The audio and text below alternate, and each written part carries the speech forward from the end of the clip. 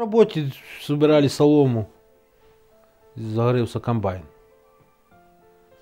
Почали тушить, и огнетушитель взорвался. Как бы и все.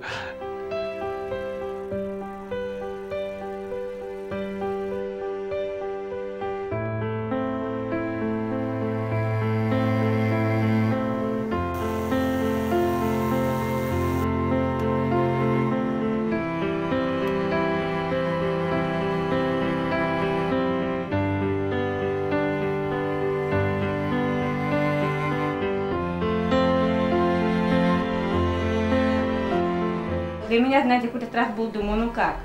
А потом как-то мы так все поговорили, он говорит, Люда, не переживай, будем рожать. Вот родила, знаете, смотрю, что какая-то вот одежда пошла.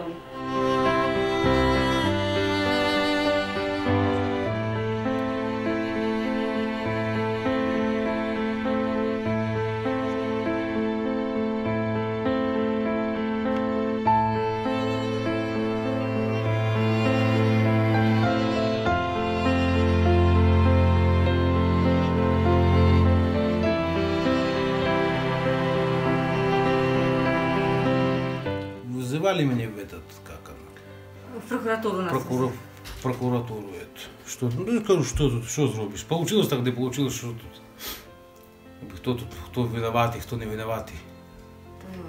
Да? И винить того человека. Скажем, то агронома, чи не агронома, инженера позовите. Инженер скажет, что директор не дал. Такое. Типа такого. Тушите, да. Огнетушителей, чи чего там. Ну, так воно как бы. Нікого я не знаю, може там і був якийсь штраф чи що, ну я не вникав в це діло.